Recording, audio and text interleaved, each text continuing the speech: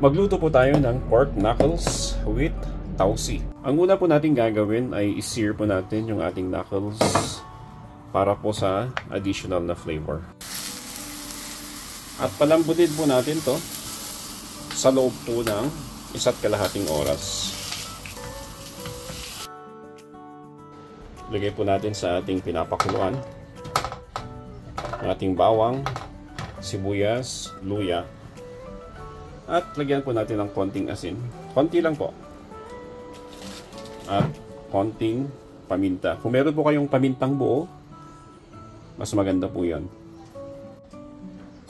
Takpan po natin at hayaan po natin siyang lumambot sa loob po ng 1.5 oras. Sa inyong pagpapalambot, make sure po na hindi po kayo maubusan ng tubig. So kung kulang po yung tubig na inyong linagay, kailangan pong dagdagan po ninyo.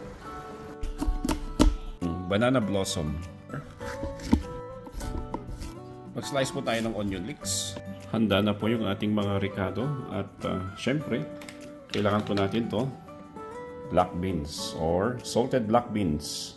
1.5 oras po na pinapalambot natin to. So makikita nyo po, malambot na po siya. Gamitin po natin yung kawali natin kanina. Lagay po natin yung ating bawang. Tustahin po natin yung bawang ng bahagya. Maglagay po tayo ng butter. Saka po natin ilagay yung ating mga pinalambot na knuckles. Ilagay po natin yung sabaw.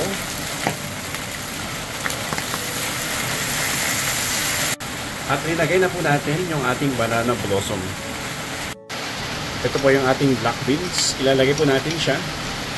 At hindi po natin isasama yung sabaw. Kasi sobrang alat po nung sabaw. Ilagay po natin siya sa low fire.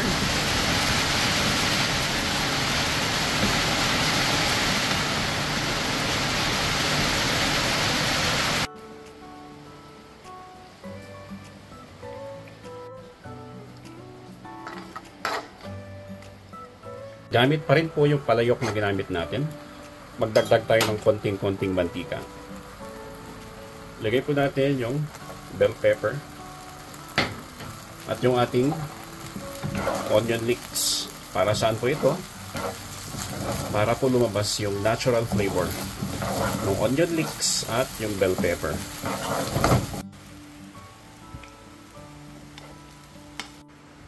Ito po ang ating pork knuckles with tausi. Kainin na po natin.